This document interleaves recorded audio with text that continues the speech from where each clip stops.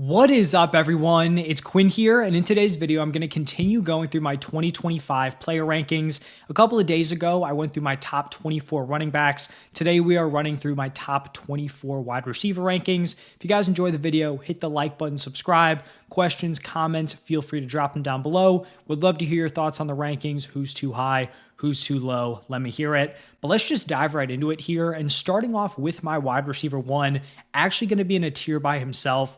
I have Jamar Chase.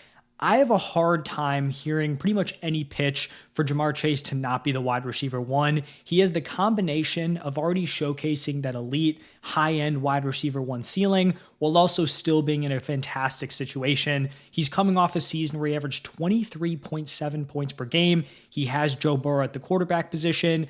Defense probably still going to be suspect. This offense is going to have to put up points. They're going to be pass heavy. We know the talent is there for Jamar Chase. He has the quarterback position on lock with Joe Burrow. He is my locked in wide receiver one. Now moving into tier two, I have three wide receivers in this tier. I have CeeDee Lamb, Justin Jefferson, and Puka Nacua. For CeeDee Lamb, kind of coming off an underwhelming season, 17.6 points per game, which is fine. But if you drafted him, you were hoping he'd be competing for like wide receiver one overall. Was definitely not in the mix there, but I do think he's going to have a bounce back, if you could even consider that to be like, kind of a poor season out of him. Should have a healthy Dak Prescott. We know he already has that super high ceiling, has logged a 23.7 point per game season. So CeeDee Lamb, still view him as a high-end wide receiver one. Then for Justin Jefferson, I know a lot of people are probably going to have him at wide receiver two. I think I'm probably closer to having him at wide receiver four than I am to bumping him ahead of CeeDee Lamb. He's had 18 plus point per game seasons and top five finishes in each of the last 4 years. So the consistency's been there. He is going to be, a top five guy year after year. But I think the ceiling is a little bit up in the air just looking at this quarterback situation, right? He actually got pretty solid quarterback play last year out of Sam Darnold. I think if J.J. McCarthy replicated Sam Darnold's stats from last year, you would have to consider that as a win, with him, pretty much coming in, having his first year as the starter. And so can he still be a really nice option? Sure. But I just don't know if he's going to be super competitive to be that wide receiver one overall. And ideally, that's kind of the upside you're getting when you're drafting in this range. And then for Puka Nacua, I do think I'm going to be battling pretty much all offseason on putting Puka potentially higher here. When we look at the 2024 season, his overall point per game number is fine, but when you actually dive into it and you remove the one game where he left with injury and then the other game where he was ejected before halftime, in his 9 full games, he averaged 21.8 points per game without even hitting in the touchdown department. Only scored 3 touchdowns on the season. Now they are bringing in competition with Devontae Adams. Cooper Kupp is out the door, but Puka Nacua could come in, put up a 20, 21, 22 point per game season, and I would not be shocked. I do think he has legitimate upside. Even last year, if he hits in the touchdown department and is even hitting like 5, 6, 7 in his 9 full games, you could be looking at someone who could have been in the running with Chase to be the wide receiver one overall. So that's going to wrap it up here for tier 2. Now moving into tier 3, pretty closely contested tier also. I think, you can make some arguments for flipping some of these dudes. I have Nico Collins, Malik Neighbors, Amon-Ra St. Brown, and Brian Thomas Jr. For Nico Collins, I think if there was one dude who I felt very confident kind of take that leap and compete with the guys in tier 1 and tier 2, it would be Nico Collins. He's had 17 plus point per game seasons in back-to-back years. 2023, 17.4 points per game. 2024, 17.6. But when you look at his beginning stretch last year, the first 4 weeks of the season before he suffered that hamstring injury, he was averaging 22.7 points per game, and it really looked like he was going to be a league winner. Unfortunately, he comes back from that injury. Texans offense wasn't great, obviously had offensive line issues, and in his last 8 games, he averages 15 points per game. Now, I'm not saying he's going to go out there and put up 22, 23 points per game, but I do think he's closer to the ceiling we saw in the first 4 weeks than he is to kind of the floor performances we saw over the second half of the season. So Nico Collins is going to lead this tier. Then I have Malik Neighbors, and he's kind of an interesting player to evaluate because he's coming off of an amazing rookie season. 18.2 points per game, was the wide receiver 7 in points per game. He led the entire NFL in target share. I want to say he averaged a full target more than the number 2 guy in terms of targets per game. I guess we're getting a quarterback upgrade, like is some combination of Russell Wilson, Jameis Winston, Jackson Dart better than what we got last year? Probably, but I also don't know if he's going to just be like consistently force fed every single game like he was in 2024. I do think if one of these quarterbacks can kind of hit and actually play well, I think there's definitely some like untapped efficiency and big play upside that Malik Neighbors could hit. But even if this offense kind of struggles like last year, I still think he's proven to be insanely talented. He's going to be their number one target, and I think he's going to be a locked-in wide receiver one. Then after Malik Neighbors, I'm going to be going with Amon-Ra St. Brown, coming off of back-to-back seasons where he has finished as the wide receiver 4 in points per game, averaging 20.7 and 18.6 points per game. I think he's a player who's going to have a very, very high floor. You know he's going to command volume. We're obviously expecting this Lions offense to be very productive. Has some target competition with Sam Laporta and Jameson Williams, but like he is their clear-cut number one target on offense. I think there's potential questions on whether or not this offense takes a little bit of a step back without Ben Johnson, but I still think, the passing game is going to run through Amon-Ra St. Brown, and I think he firmly belongs in this tier. And then I'm going to close out this tier with Brian Thomas Jr., had a really impressive rookie season, wide receiver 12 in points per game. When you look at his last 6 games of the season, which by the way, he was playing with Mac Jones as his quarterback, he averaged 22.9 points per game to close out the season. Now the Jaguars did add Travis Hunter, who I am pretty high on. He's actually going to make an appearance later on in this video, but I think, these two don't have to cannibalize each other. It's not like only one can be good and the other one is going to take a huge hit. I think both these guys can be very productive in this Liam Cohen offense. I think we're going to see Trevor Lawrence have his best season. You're just going to probably be able to tell throughout, pretty much all my rankings videos. I'm very high on this Jaguars offense. I'm a big believer in Liam Cohen, and I think BTJ is going to have a really strong sophomore season here in the NFL. Now, moving into tier 4, going to start off this tier with Drake London. He is going to be my wide receiver 9, and we finally saw him take that year 3 leap, finally got just like somewhat competent quarterback play, and he went from like that 10, 11 point per game area to 16.5 points per game in 2024. I think he's proven that he can deliver like that fringe wide receiver 1 upside. He's going to be the clear number 1 target on this Falcons offense. I think the big question for Drake London is just Michael Penix, right? He looked pretty solid in the 3 starts we saw last year, but that's not a large enough sample size for us to make like huge conclusions. If he struggles this year, that would obviously be a big hit to Drake London. If he comes out, looks really good, I think we could firmly see Drake London jump into like that locked in fantasy wide receiver 1 territory. After Drake London, going to go with Ladd McConkey, and he is coming off a super impressive rookie season. Honestly, the rookie class last year really just killed it almost across the board. So Ladd McConkey was the wide receiver 16 in points per game. Another guy similar to BTJ really broke out over the second half. In his last 7 games, he averaged 18.7 points per game. The Chargers did not go out and add some like legit competition to be the wide receiver 1. Yes, they added Trey Harris. Think he's going to be more on the outside, trying to stretch the field, not going to be competing with Ladd McConkey to be the number 1 target here. So I think this offense could potentially go a little bit more pass heavy. Love Ladd being attached to Justin Herbert. I have him here in my top 10. Then I have 2 guys back to back here who I think are kind of in interesting situations.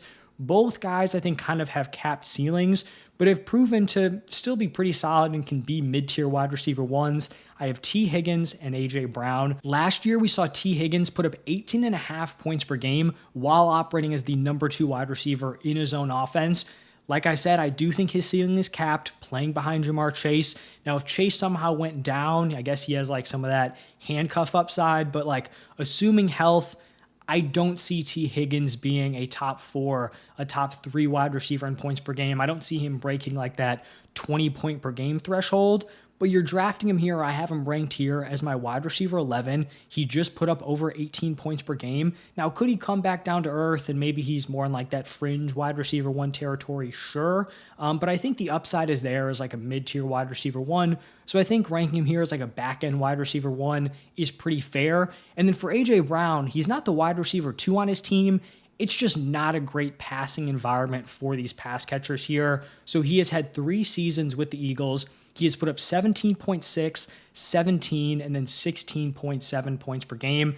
I think in a bunch of other situations on different offenses, A.J. Brown could be a guy who's giving you 20 plus points per game, could potentially be in the mix to be the wide receiver one overall on any given season. It's just with the Eagles here, you have Devonta Smith. It's not going to be a super pass-heavy offense. Also not going to have a ton of touchdown upside with how effective they are with the tush push. So super talented player in other landing spots. I think I'd have him ranked much higher, but this year I have him as my wide receiver 12. Now moving into tier 5, going to start off with Jackson Smith-Njigba. Second-year player last year, had a second-half breakout in year 2. In his last 9 games, averaged 18.2 points per game. It is just a very interesting offensive situation. There has been so much turnover. Sam Darnold coming in at quarterback. You have DK Metcalf, Tyler Lockett gone. You have Cooper Kupp coming in. A little bit clunky. Expect them to move both of these guys around, but you can pitch the case that this will be fine for JSN and they're not just going to lock him outside. But I think it's fair to acknowledge this isn't an ideal situation for him. So I liked him as a prospect. I don't think what he did in the second half of last year is fake. So still very in on him, but I do think there are some questions here with JSN. Then my wide receiver 14 is going to be Tyreek Hill. Now the last wide receiver rankings video I did, I think it was top 15, and I originally did not have Tyreek Hill in my top 15. I think I was too low on him, starting to kind of get back in here. So on the season, he was the wide receiver 32 in points per game at 12.8. That is a pretty disastrous season for someone who you drafted as a high-end wide receiver 1. You were expecting him to compete with a Jamar Chase, a CeeDee Lamb, a Justin Jefferson to be the wide receiver 1 overall. But when we look at the splits where Tua was healthy and playing in games where Tua started, he averaged 14.9 points per game. So still underwhelming for what you drafted, but he at least wasn't tanking when Tua was actually in there as the quarterback. So I do think we can see a bounce back this season. We get some more consistency on the offensive side of the ball. I do think we could see him bounce back to that wide receiver 1 territory. I'd say top 12. I don't think he's going to leap up to be competing with Chase and Lamb and Jefferson, Puka, all of those guys. But you also do have to factor in the risk of drafting a 31-year-old wide receiver, someone who really relies on his athleticism, his speed. And it could have been that we kind of already saw the dip in production last year, and maybe this is a start of a fall off. But I do think there's just a risk reward here where if he has a bounce back season, you could be looking at a potential mid-tier wide receiver 1. You also have to factor in that, maybe this is just the start of a slip in terms of his, overall production, and he's kind of starting to fall off in his ability. After Tyreek Hill, I'm going to be going with Rashee Rice. And he's a pretty tough player to rank because we look at his 3 full games last season. I mean, it looked like he was going to be the league winner for fantasy. It's him and Nico Collins through the first few weeks. It's wow, if you drafted them, you are sitting pretty. So his first 3 games, he goes 7 for 103, 5 for 75 and a touchdown, and then 12 for 110 and a touchdown. Then in week 4, you have Mahomes kind of nuke his knee.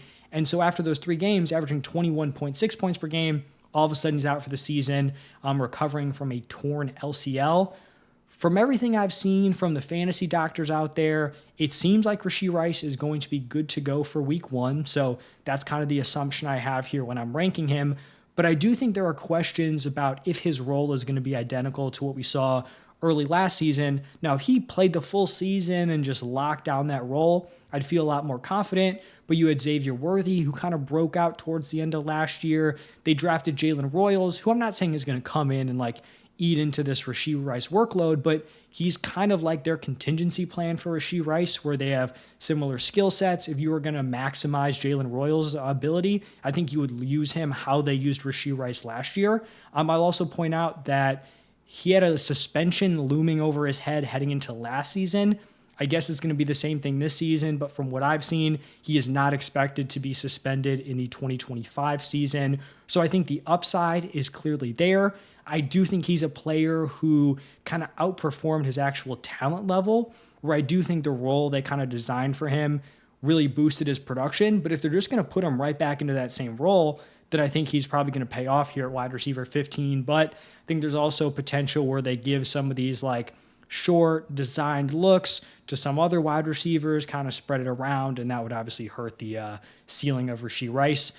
After Rice, we're going to be going with a veteran here in Mike Evans. He has been the wide receiver 10 in points per game, exactly wide receiver 10 in 3 of the last 4 seasons. He put up 17.2 points per game last year. That was his best point per game season since 2019. He has 7 straight seasons of 15 plus PPR points per game. Now, the concern is that he's going to be 32 years old heading into the 2025 season. You do have Godwin coming off a season-ending ankle injury. So if Mike Evans can stay healthy, I think you could definitely see him just being super productive, picking up where he kind of, left off last season. But as these wide receivers start to age, the injury risk is going to be higher. The performance just might start to dip. So these are some concerns here. I will say, I think there are going to be people who have Mike Evans very high, potentially rank him like wide receiver 9, wide receiver 10. What kind of holds me back from putting him that high is just the fact that he hasn't been someone, at least in recent years, who has like that nuclear upside where he's probably not going to be a 18, 19, 20 plus point per game guy. And so if I have him as wide receiver 16 and he ends up finishing as the wide receiver 10, the wide receiver 11, like I don't feel too bad about it. I feel like that's just kind of like baking in the risk of him potentially dipping with his age. We're actually going to go with another veteran here in Davante Adams. Coming off a wide receiver 9 season in points per game, averaged 17.2 points per game. Now, another guy who is going to be 32 years old, but still looks like he is playing at a very, very high level. He's stepping into a great situation here with Matthew Stafford at quarterback, going to the Rams, Sean McVay at head coach, going to have another wide receiver kind of, taking attention away from him in Puka Nacua. So once again, there's some risk baked in with the age, but it doesn't look like he's slowing down. We know this is an offense that can support 2, really solid wide receivers. We saw them do it with Cooper Kupp and Puka Nacua. I think they can do it this year with Puka Nacua and Davante Adams. And I believe the last guy here in tier 5 is going to be Terry McLaurin. And I think a lot of people are going to think this is too low. I want to say right after the season, I did a top 12, and some people were saying that, Terry McLaurin should have been in my top 12 rankings heading into this season. I'm kind of planting a flag that I think Terry McLaurin is going to be very overdrafted heading into 2025. And I don't really want to be anti-Terry McLaurin. Like, it was awesome to see him get real quarterback play in 2024. It was like every season, it's like, all right, he's producing, but what would he look like if he actually had a good quarterback? And I didn't know that it would ever come to fruition. It did in 2024, which was great to see, and he had his best fantasy season. Averaged 15.8 points per game, was the wide receiver 15 in points per game. The concern was that in that season where he still was outside the top 12 wide receivers, he was very, very touchdown dependent. He scored 13 receiving touchdowns. That was number 2 in the NFL, and this was a team that only threw for 29 touchdowns. So 13 of the 29 touchdowns, 45% of them, he didn't command targets at a super high level, 34th in target share, 44th in target rate. And Jane Daniels is a dude who's coming off like an all-time great rookie season. And I'm not saying he can't take a leap in year 2, but I think expecting him to take like a giant leap from what was already a really impressive season is probably wishful thinking. And if he didn't hit 16 points per game with that huge touchdown boost, like, where is this extra production coming from where all of a sudden he is going to be a fantasy wide receiver 1? Now, could he repeat in the touchdowns, get more volume?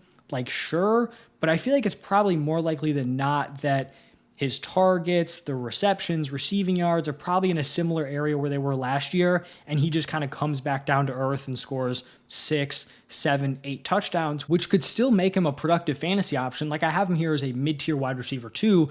I'm just not really going to be able to buy into like the top 12 hype.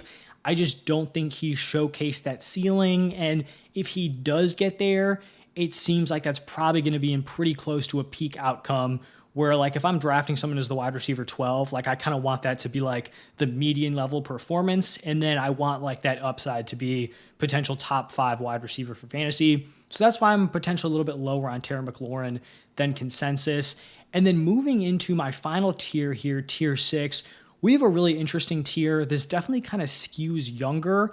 And I think there's kind of a disconnect between running back and wide receiver, where I feel like the running back position is very, very deep. I did my top 24. It never really felt like there was a real drop-off.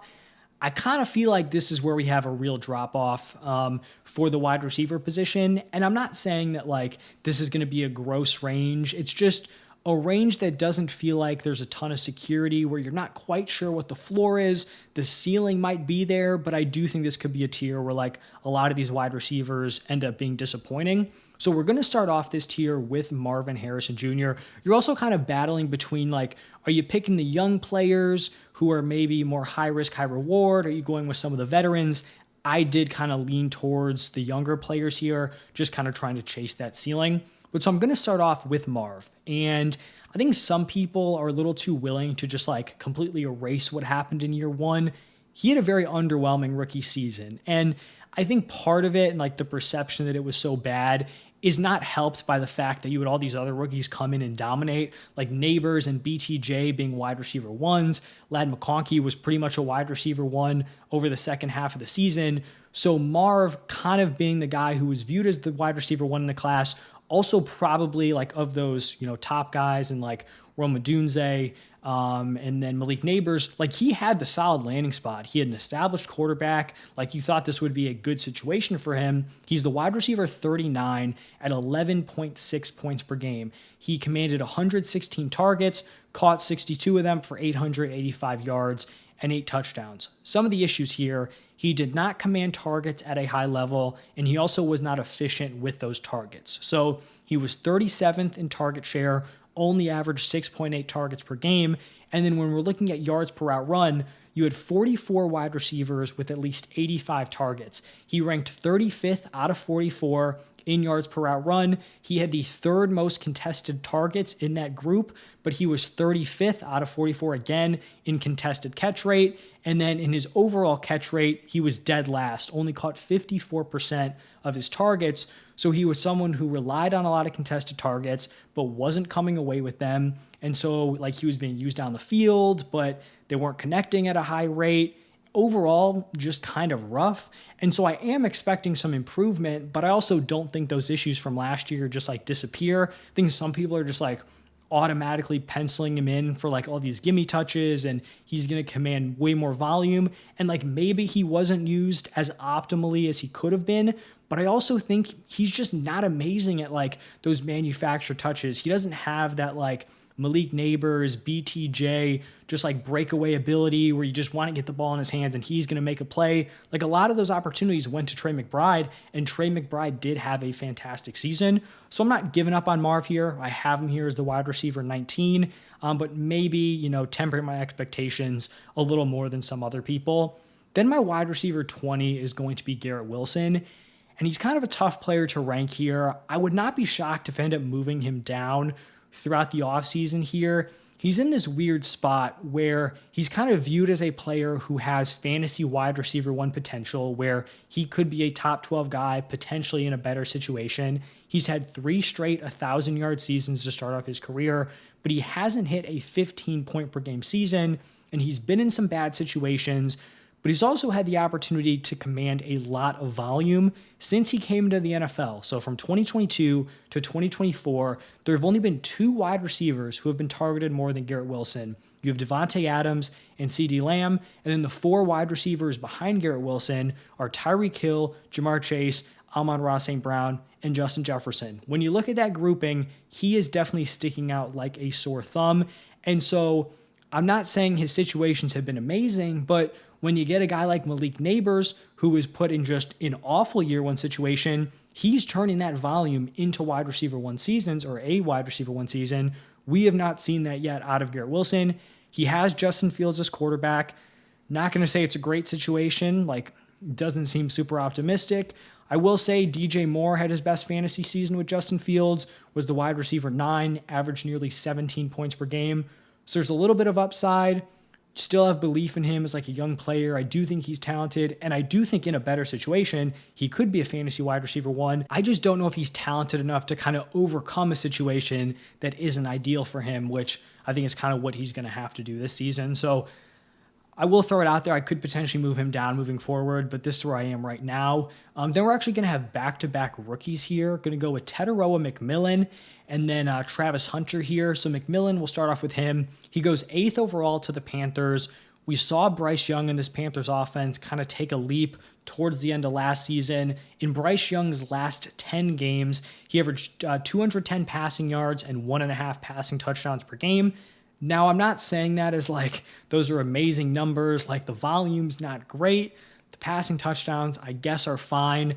But like he's throwing to the old Adam Thielen, Xavier Legette, Jalen Coker. Like he didn't have a good group of weapons, and he still kind of turned it around towards the end of last year. Now they're adding a true wide receiver one, or someone who they believe is a true wide receiver one in Tetairoa McMillan. This is going to be year 3 for Bryce Young. I do believe in Dave Canales. McMillan is a big body wide receiver, really solid hands. He's awesome in the intermediate areas of the field. And we've seen in recent years, it's no longer shocking for these rookies to come in and produce at a very, very high level. Now, they do have a very wide range of outcomes, right? You look at last year, you had guys like Roma Dunze, Brian Thomas Jr. getting drafted in a very similar spot. One of those dudes ends up being an absolute smash and is a wide receiver one. The other one is pretty much unplayable throughout the entire season. So there's certainly some risk here. This is not a high floor selection, but I think he's going to get on the field right away. I do think we're going to see this Panthers passing attack take a step forward. And like maybe it really takes him a year before he's a locked in fantasy wide receiver too. But in this range where we're looking at like veterans who are going to be like the fringe wide receiver 2 area, I'll just kind of take the swing on like the young unknown in Tet McMillan. And then for Travis Hunter here, obviously just a super complex player to evaluate here. I'm super in on him for Dynasty. Now, that's not necessarily the same thing for redraft here in his first season, but I do think Hunter has a lot of upside. And I've seen the argument of people saying that like he's probably going to be eased in this year, like temper your expectations in year 1. And I would say I'm tempering my expectations here in year 1, but I also think it's interesting the way the Jaguars have kind of rolled him out, because the word out of Jaguars camp is that he's going to be used more on offense to start off, and then maybe they start to use him more on the defensive side of the ball. So I don't think this is going to be a situation where he's like nearly a full-time corner and then just kind of like mixing in, getting 30-40% raw participation on offense. I think they're more so easing him in to being like, starting him as a legit wide receiver and then potentially filtering in more work on the defensive side of the ball. That has been my read so far. Now, obviously, his performance could change that one way or the other. But I do think he's someone who's just going to come in. I think he's going to have a decent enough role on offense. I talked about how I'm very in on Liam Cohen. I think Trevor Lawrence is going to have a really strong season. And if just like right out of the gates, he's playing super well, I don't think they're going to be taking him off the field on offense if he's producing, and I do think he can produce right away. I'll also just give like the spiel I gave for Dynasty, where like I think there are some people who still think he's just going to be a corner. You don't trade up to number 2 to draft a cornerback. Like that would just be a gross misuse of picks. Your resources, I think they think Travis Hunter can be a top tier wide receiver. I've also seen the argument that like, oh, his ceiling's capped because Brian Thomas Jr. is the clear wide receiver 1. I also don't think the Jaguars think that's set in stone. Like I'm very high on BTJ, think he's an amazing player, but I also don't think you trade up to number 2 thinking Travis Hunter's ceiling is capped as the wide receiver 2 on your own offense. So I think there is some upside. I think it could be frustrating early on, but I'll just take a swing on the talent here in Travis Hunter. Then at wide receiver 23, I'm going to be going with Xavier Worthy here. Actually, another player who I think has a really wide range of outcomes. He really struggled to command volume early on in the season. In the 3 games with Rashee Rice, he actually had that, I think it was week 1, where what he scored, was it 2 touchdowns? He had like an end-around touchdown, might have also had a receiving touchdown, but like week 1, he looked good. Still in the 3 games with Rashee Rice, only commanded 11 total targets. Then he closes the year with 31 targets in his last 3 regular season games, then is targeted 21 times in the 3 playoff games. So if Rashee Rice comes in here and retakes all the manufactured touches, this could kind of be a rough season for Xavier Worthy. I still think he has a lot of like room to grow, and I think there could be some positive regression with him as a deep threat. He was targeted 21 times last year on deep targets. So that's targets 20 plus yards down the field. He only had 7 receptions on those 21 targets. It was like just this super frustrating combination of if he would get like open deep anywhere in the middle of the field, Mahomes would overthrow him. Tough to do, right? To overthrow Xavier Worthy. And then when he would get deep anywhere near the sideline, he would just have zero ability to get his feet in bounds. So it was like Near the sideline, it was all on him. When he's getting deep towards the middle of the field, it seemed like Mahomes was just consistently missing him. There were 23 quarterbacks last year who attempted 44 deep passes. Patrick Mahomes had the third worst completion percentage at 29.6%. So it was a rough year down the field for the Worthy Mahomes connection. It was just overall a rough season for Mahomes on those deep passes. So it's very possible that it bounces back. And like you can paint a picture where all of a sudden Mahomes and Worthy are hitting deep down the field. He's still mixing in for some of those manufactured touches, getting used near the goal line. And you can see where the upside is. You can also see some of the issues where if this deep connection doesn't come to fruition and Rashee Rice is just locked into his role from last year, then it could be a very frustrating season if you do draft Xavier Worthy. And then the last wide receiver I have here, wide receiver 24, went with Devonta Smith. Talked about how a lot of these players I have in this tier are kind of like high ceiling, low floor. Devonta Smith is the complete opposite. He is a high floor, low ceiling pick. In his last 3 seasons, he has put up 15.3, 14.2, and 15 PPR points per game. That has been the wide receiver 15, 20, and 14. And so I have him ranked here as wide receiver 24. If you do draft him here, odds are he is going to pay off at that price. It's just that like you're really lacking a lot of upside. Like all the dudes I have ranked ahead of him, Xavier Worthy, Travis Hunter, Tet McMillan, like these are all guys where you could potentially see these rookies come in, they hit. We've seen these guys be wide receiver ones. Even if they're not wide receiver ones, they're like a Lad McConkey who breaks out late in the season and is a wide receiver one when you actually need them. Like you can paint the picture for these guys really hitting a high ceiling for fantasy. It's tough to do that with Devonta Smith, barring an A.J. Brown injury. So if you just want a nice, safe option at the wide receiver position, I think Devonta Smith is a very, very strong wide receiver too. And who knows, I could start to move him up. Like maybe we're getting word out of Jaguars camp that Hunter's not going to be super involved on offense. I can drop him, Xavier Worthy. Maybe we get some, word on the usage between this wide receiver room. So there's some room here for Devonta Smith to move up. But right now I do have him as my wide receiver 24. And that is going to wrap it up for today's video. Let me hear your thoughts down below. Who should be higher? Who should be lower? Thank you all for stopping by. Check out the running backs. I'll have quarterbacks, tight ends coming out within the next week or so. But thank you again for stopping by, and I will see you in the next one.